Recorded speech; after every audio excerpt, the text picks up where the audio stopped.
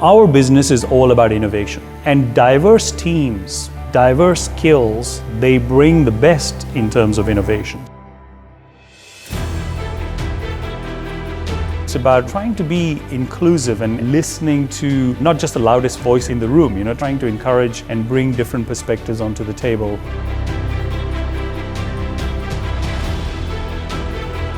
If I'm in a meeting, I really want everybody to be there present with their mind and not be working on emails or some sort of distractions. I really want that if we are there for 30 minutes, that we can bring the maximum of ourselves into that. The most important thing that you do is to create the right environment in your organization. Because if you create the right environment, the talent will prosper, people will do the best that they can do, and the organization will literally unleash its potential.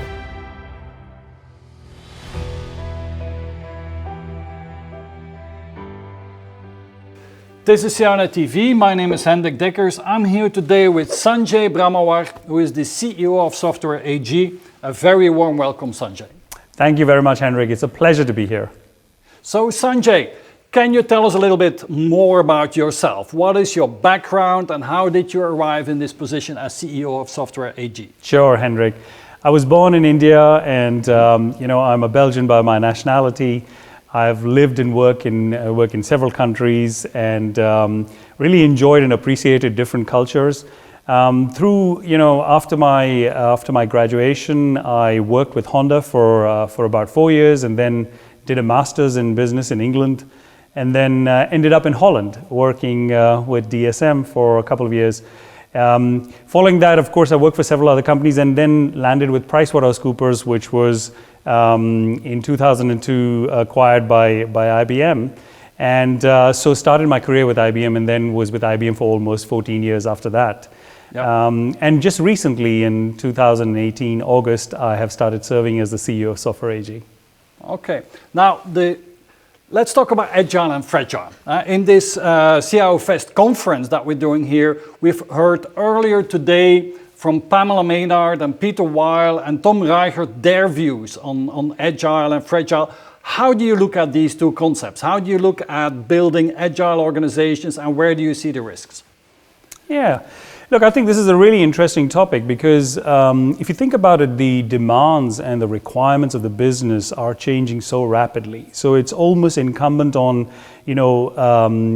organizations to be able to set themselves up in such a way that they can respond to these changing business needs. Now, I think about agile as a way of working. I don't think about it so much as a technology, right? Because if you don't change the ways you're working, you're in fact setting yourself to be probably more fragile. And I think what needs to be done is more about thinking how these capabilities are offered to the business in a self-service way, in a way where these capabilities have been designed for security, for scalability, for flexibility, but with the objective that organizations can offer these capabilities to the changing business demands.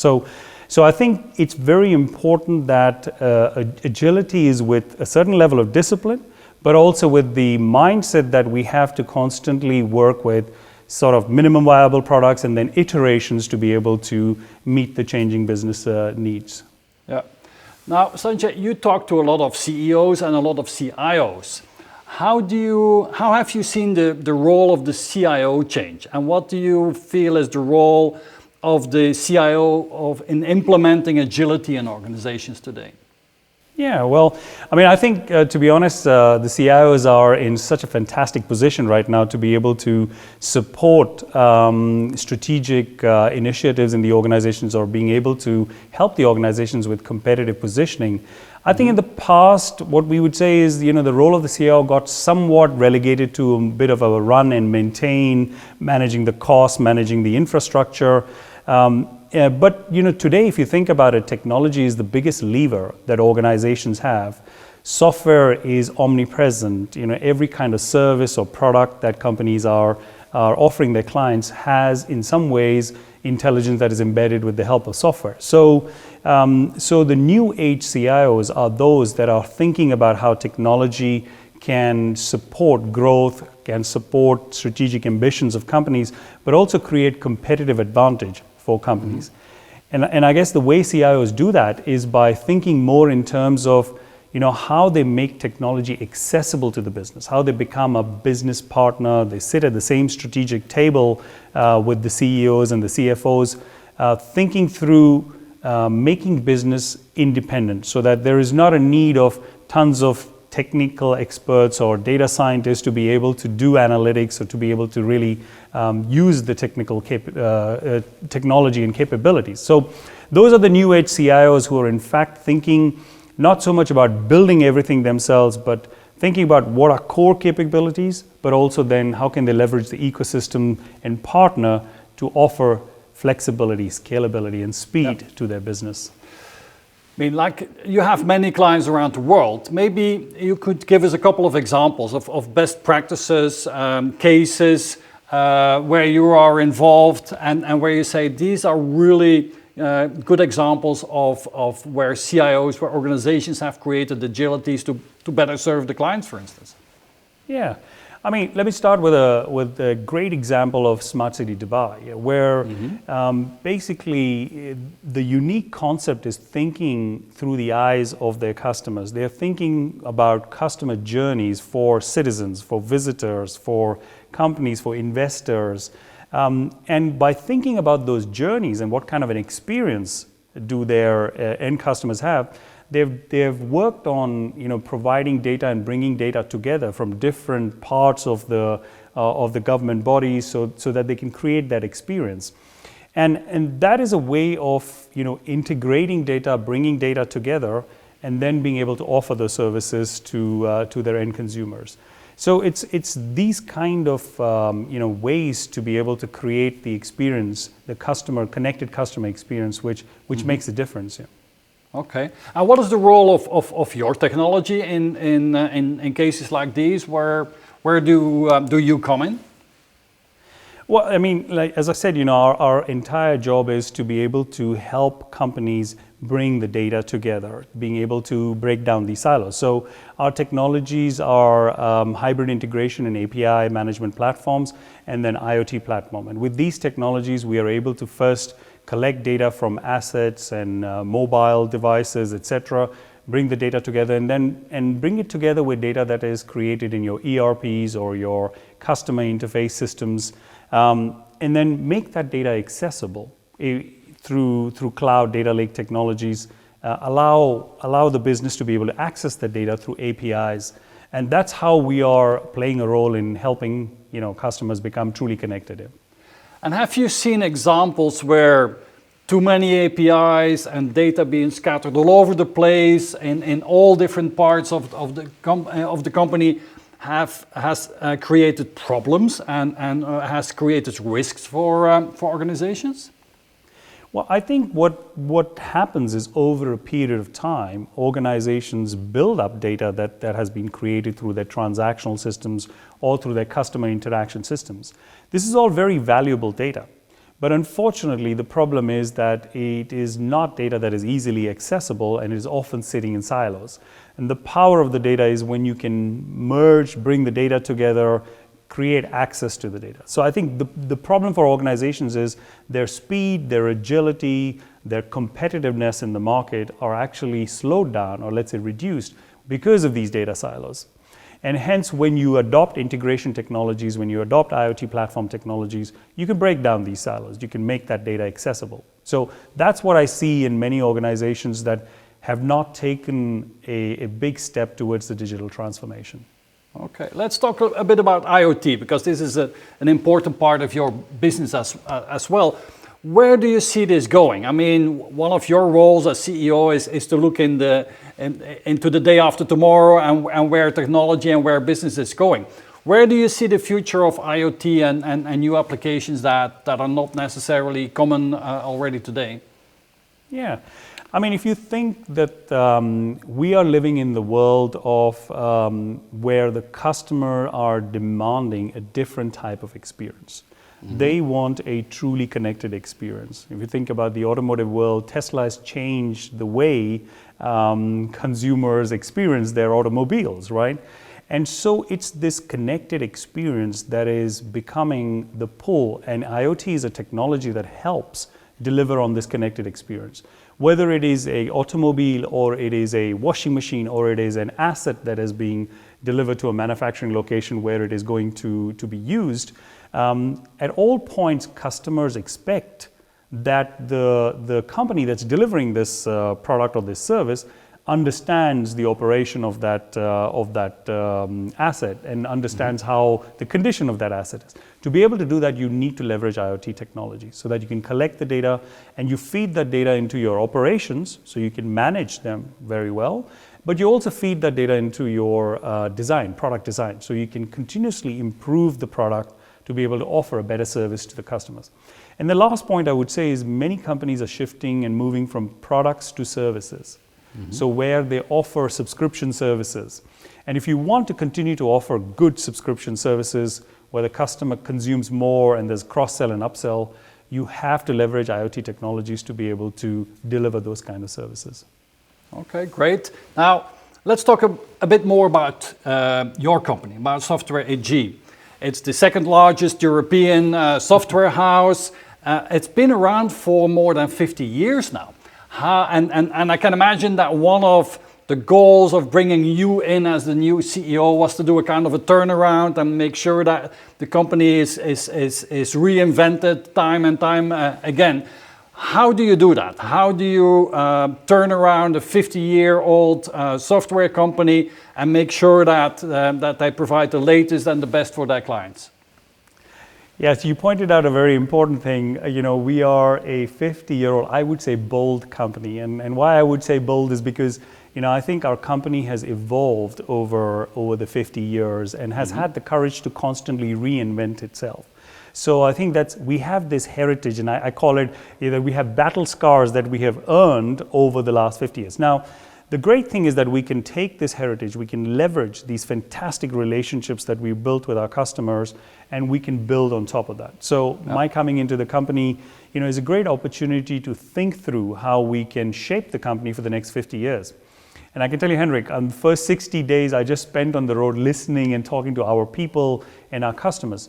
And through that, we evolved our strategy, which is Helix, which is a 5-year roadmap to be able to shape our company onto the path for sustainable growth, profitable growth. And it all starts from thinking about the customer and thinking about an outside-in perspective as to how we, as Software AG, will continue to add this value and be a trusted partner with our customers for innovation, for delivery, for execution, and for helping them with their own competitive positioning. So that's how we are shaping the company, and that's how we are. We've been embarking on our strategy. We are now in the 3rd year of our strategy implementation. Okay, because I can imagine your role is to make sure that the company grows, that there's a very nice, well-planned growth that is well predictable. With all your the great technology that is there. So what are the changes that you had to make inside the organization so that you could create this growth? Yeah, first and foremost, it's all about planting a flag. Creating the vision and the ambition that the company has is what is the direction that we are going. So we define very clearly this whole strategy around truly connected enterprise. How do we deliver value to our customers? And then we planted the flag as this is where we want to be in 5 years from now. And the next step is actually sharing the strategy and building the conviction among the people within the company that we have a path to get. And I think strategy is very good, but actually then it boils down really to the implementation. And you have to get quite systematic and structured about the execution with a clear roadmap and clear milestones, and celebrate those milestones so that there is a confidence building in the organization that we can get to this flag that we have planted. So for me, I broke the journey down into stages. So year 1 was all about foundation, where we had to make a lot of changes, very difficult changes, but they were very essential to set the company on the right path. And year 2, 2020 for us was all about momentum. Here is where we delivered the growth on the bookings and we started demonstrating to ourselves, but also to the market and our customers, that yes, this company can now start delivering growth. And then year 3, 4, and 5 are all about acceleration. So it's kind of sort of breaking down the journey, making it into logical steps, and then building conviction within the organization on that. And I think the final thing what I would say, which is probably the underlying aspect, is really the cultural change. And working on the aspects about things that help us move towards our goals, but also things that are holding us back. Probably things around too much complexity, things around the speed with which we can respond to customers. How much are we creating a culture that is more about learning culture rather than knowing it all culture? Allowing more opportunities to be able to take some risks, be more entrepreneurial. So it's about that cultural change that makes this transformation sustainable, which is also something that we've been really putting a lot of energy to. Now, change comes through people. So did you have to change a lot in your team? Did you have to attract new people, new ideas? Did you have to let go of some people? Tell us about the people side of your business. Yeah, I think you're absolutely right. You know, change and transformation effectively boils down to people. You know, and when you think about people, you've got to think about, of course, bringing in new talent to be able to bring new ideas, create some flow within the organization. But at the same time, you know, understanding the talent within the company and how can we grow the talent and accelerate the talent within the company. So when we defined the teams that were working on our Helix program, we looked at talent within the company to pull through talent, give the opportunity to be exposed to different types of transformation programs. At the same time, of course, we recruited a good amount of talent from the outside to bring certain new perspectives and new ways of thinking. So it's this combination of new talent and growing in existing talent that has been very helpful in terms of, you know, progressing the transformation. Okay. Can you talk a little bit about your leadership team? Because developing the right strategy, changing culture, it happens top down, bottom up as well, of course, but top down is very important. So how did you work and how did you change your leadership team to create all the change that you're doing? Well, I mean, you know, look, I think it does start from the leadership, from the top. In fact, you know, you really have to walk the talk. You have to be able to role model the behaviors, because at the end of the day, change and transformation is about behaviors and what you change in terms of the ways of working. But that has to start with the leadership. And so, you know, we brought in some leaders into the board of the company. But we also looked at the executive leadership team below the board, and we brought in some leaders from companies like Salesforce, Microsoft, SAP, etc. While, as I said, promoting internal talent also. And it's this combination of the talent that help make the difference also. You know. Okay. And so, what is it about you? Why did they select you as the CEO of Software AG? How would you describe yourself as your leadership style? How is it that you lead this organization? Well, first of all, very fortunate to be able to serve as the CEO of Software AG and be part of this fantastic transformation journey. But I think, you know, if I were to just describe myself, well, you know, I'm full of energy, very passionate. I like listening, you know, really trying to get different perspectives. And I think that's quite essential in this kind of transformation, particularly when you are not a startup or a brand new company, but you have a 50 years heritage. And then the third thing is really about, you know, trying to be inclusive. And there, I mean, not just all about diversity, but also about listening to not just the loudest voice in the room, you know, trying to encourage and bring different perspectives onto the table. And finally, it's about really around creating that environment where you're approachable, you're direct, and there's an opportunity to be able to engage and you know, try to get a common discussion or an open discussion around what we're trying to achieve. Really bring all the attention onto where we're trying to take this company. What are we trying to create as an environment within the company and for our clients. So that's kind of something that I would say describes me. And what do you think your team, your people, the thousands of people that work with you, what do you think they will say about you when you're not around, when you're not listening? How do you think you're perceived by your teams and by your clients? Well, I think for my clients, I would say trusted relationship really puts a lot of emphasis onto the relationship aspect and the delivery aspect, because I think, I tend to work more on the longer part of the relationship and how you build that. I think they would say he is quite direct and straight with his perspective, even if it might not be the one that the customer might want to hear. So I think that's what you would get from the client. From the people perspective, I would say you'd get he's hard, he's demanding. He definitely wants. Because if I'm in a meeting, I really want everybody to be there, present with their mind, and not be working on emails or some sort of distractions. I really want that if we are there for 30 minutes, that we can bring the maximum and of ourselves into that. So they would also say that he's definitely full of energy and passion in terms of I also like to have fun. So that's definitely part of me. That surely helps. Now, you were born and you studied in India before you came to Europe.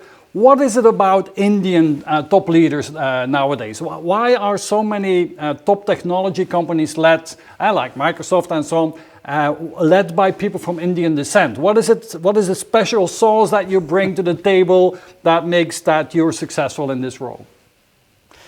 Well, I have to be honest, I haven't really thought about it like that, Hendrik, as you position it. But well, I would say it's not so much about the origins, but more about maybe traits, right? I guess if you think about it, it could be, it's more around probably the ability to listen a bit more, kind of being humble about the experience.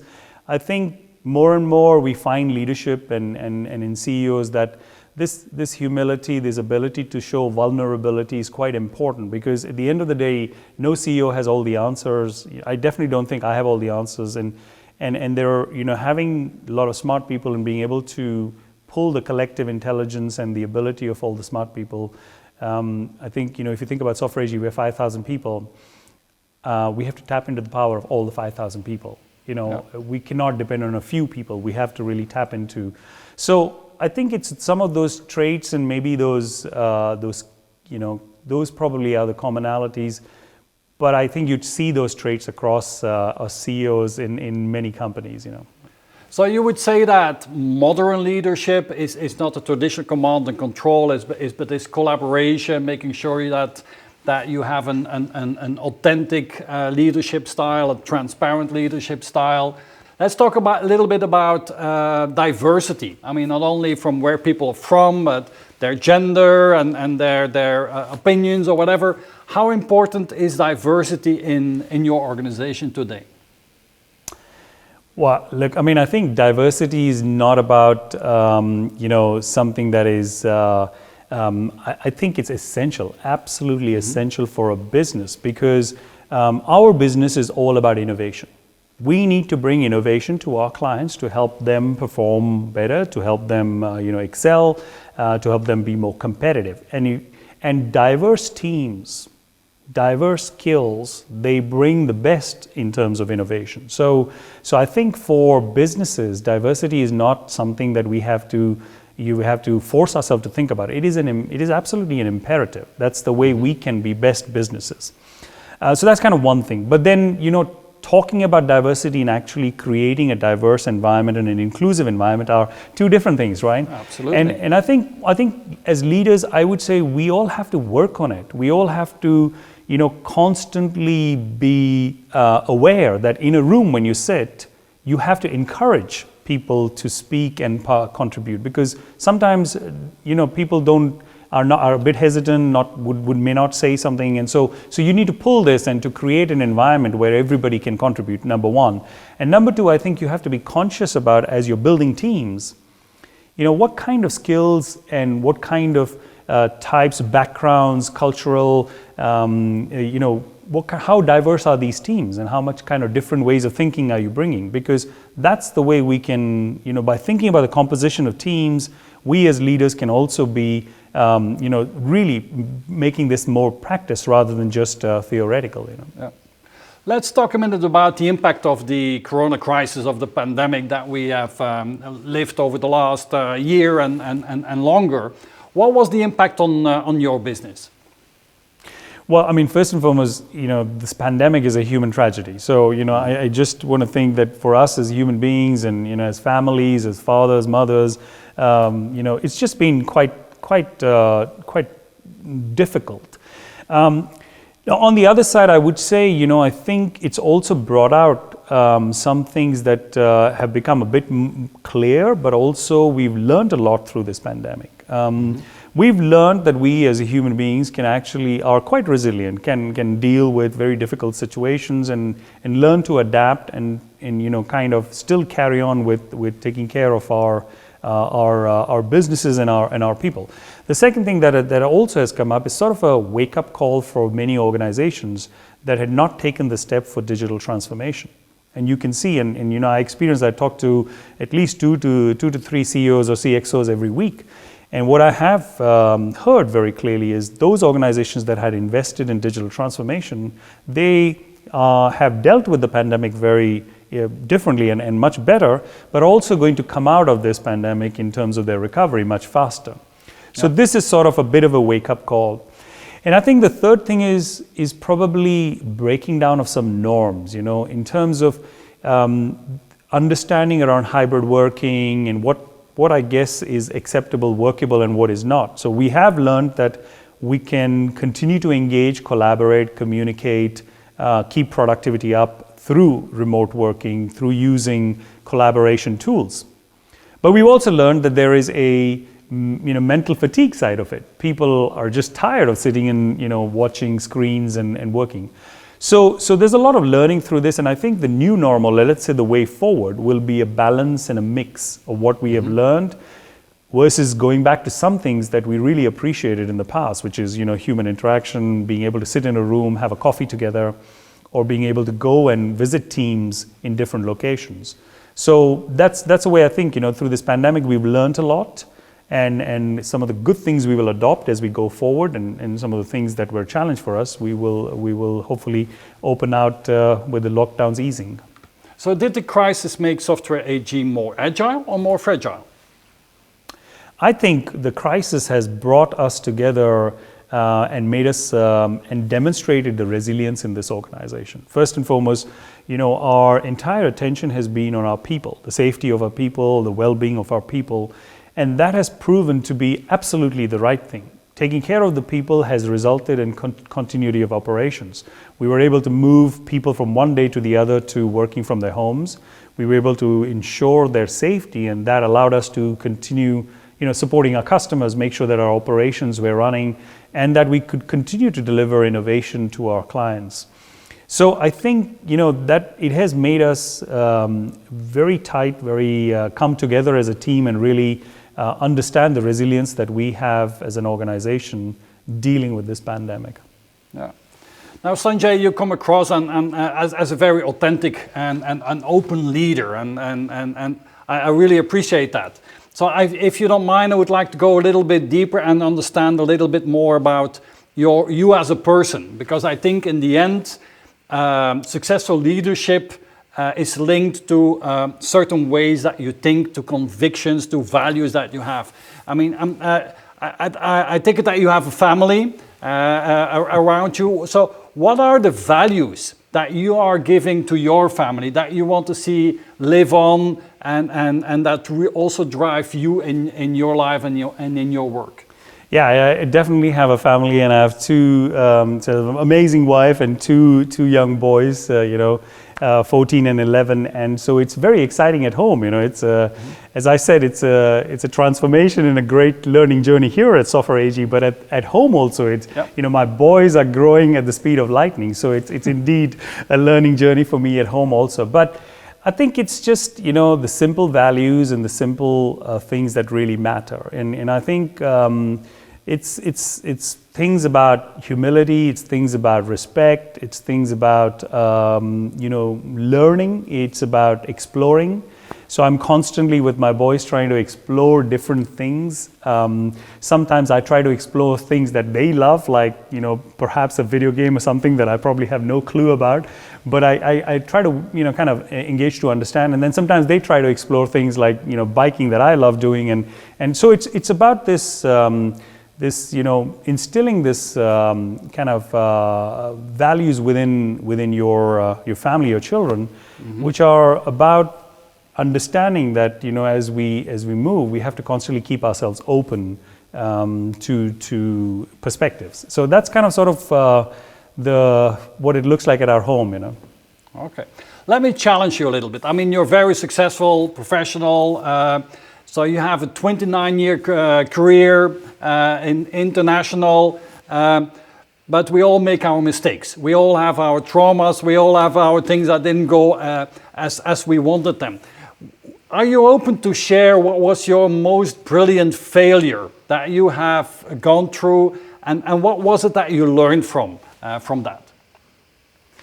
Well, I mean, I think, as you rightly point out, that, along your career and along your journey, you're going to make a lot of mistakes. There will be failures, and you're going to have successes. And I would say that you learn the most from your failures. And that's true, because, you kind of go through very difficult situations. And I would say, look, I've been through different types of roles, and one of the roles that I had to do was in Belgium when I was leading Federal Express supply chain services out there. It was fantastic. It was leveraging technology to deliver supply chain capabilities for customers. And it was my first experience of leading large teams, but in a mix of blue collar and white collar worker teams, And so here it was quite a learning experience to understand, how do you leverage the skills of others to be able to understand the operations, and that you don't try to, because you're the leader, try to think that you know how to be able to run the operation. And I think for me, because it was the early experience, it was quite. Naturally, you think that you want to be able to run this operation, and you know how to do it.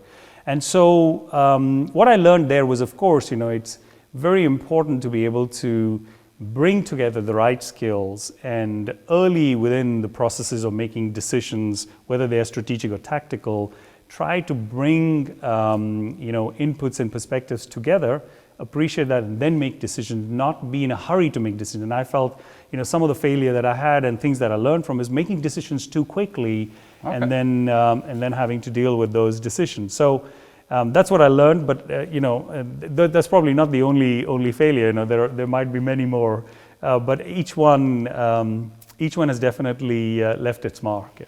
Okay. Now in our community, CIONET community, we work with thousands of CIOs, digital leaders around the planet nowadays.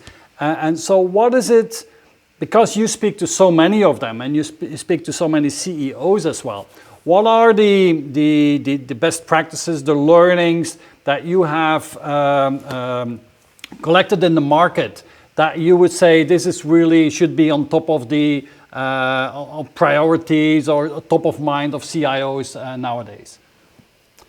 Well, I think, one of the things that I have picked up in my interactions is that CIOs that understand that they are constantly on a learning journey is very important.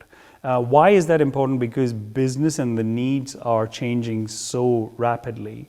So technology that supports these business needs is also evolving very rapidly. And therefore, CIOs just have to be on a constant learning journey to be able to enable themselves to support the business. And so that's kind of one thing. The other thing is also this whole thought process on being a true partner with the business, rather than someone who is delivering something. Sitting right at the beginning and having conversations about strategically what does the business want to achieve. Then thinking about the levers of technology and what can help facilitate those objectives. That's another thing that CIOs, I see that as a best practice. I think the third thing is really about, just the aspect about people and teams and leadership, being able to bring the best out.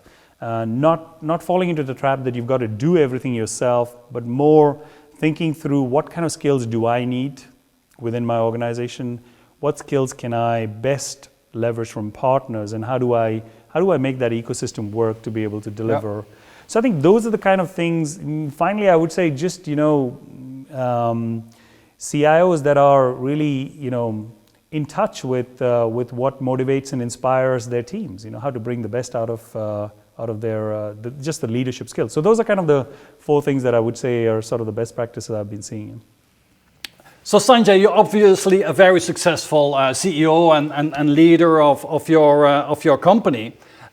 So what is the number 1 advice that you would give to people that have also the ambition to become the CEO of a technology company? That's a difficult one to answer because it's kind of, nailing one thing. But what I would say, as a CEO, the most important thing that you do is to create the right environment in your organization. And there are many aspects of how you create an environment, but it all boils down to the culture and the environment you create. Because if you create the right environment, the talent will prosper, people will do the best that they can do, and the organization will push itself to the maximum ability that the organization has. But none of that is possible by just one person leading a charge. You just have to create the right environment where the organization can literally unleash its potential. So I would say, as a CEO, that's the biggest thing that you can do, really. Okay, great. And with that, Sanjay, thank you so much for your time. And thank you for being with us. I really appreciate it, and I hope to see you in real life in the future very soon. I look forward to it, Hendrik. Thank you so much for having me. It was a pleasure talking to you.